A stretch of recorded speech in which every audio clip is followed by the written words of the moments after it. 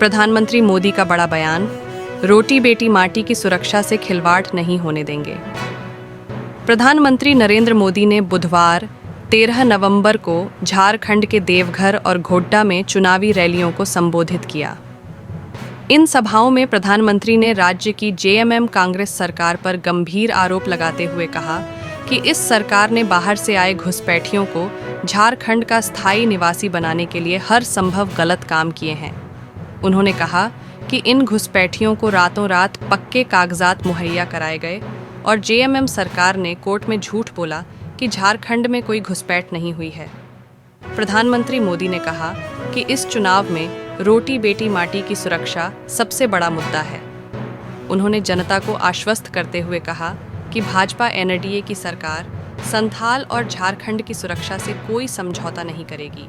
उन्होंने जोर दिया कि भाजपा का मंत्र है, हमने झारखंड बनाया है, हम ही संवारेंगे। घोड्डा में गोगो दीदी योजना का ऐलान में गोड्डा की रैली में प्रधानमंत्री ने वादा किया कि अगर राज्य में भाजपा की सरकार बनी तो गोगो दीदी योजना शुरू की जाएगी, जिसके तहत बहनों के खातों में हर महीने हजारों रुपए जमा किए जाएंगे। जेएमएम कांग्रेस के शासन पर तीखा हमला। प्रधानमंत्री ने संथाल परगना में जेएमएम और कांग्रेस के लंबे शासन की आलोचना की। उन्होंने कहा कि इन पार्टियों ने क्षेत्र को पलायन, गरीबी और बेरोजगारी के सिवा कुछ नहीं दिया। जेएमएम कांग्रेस का संथाल में सूपड़ा साफ होने का दावा। मोदी ने कहा कि संथाल के लोग इस बार नया इतिहास रचने के लिए तैयार हैं और जेएमएम कांग्रेस का सूपड़ा साफ होना तय है। 2. कांग्रेस पर आरक्षण खत्म करने का आरोप। उन्होंने आरोप लगाया कि कांग्रेस एससी, एसटी, ओबीसी आरक्षण को खत्म करना चाहती है। 3. बच्चों के भविष्य पर खतरा। मोदी ने कहा कि जेएमएम, कांग्रेस और आरजेडी ने बच्चों के पेपर और नौकरियां लूटकर अपने चहेतों को दे दी। घुसपैठ का मुद्दा।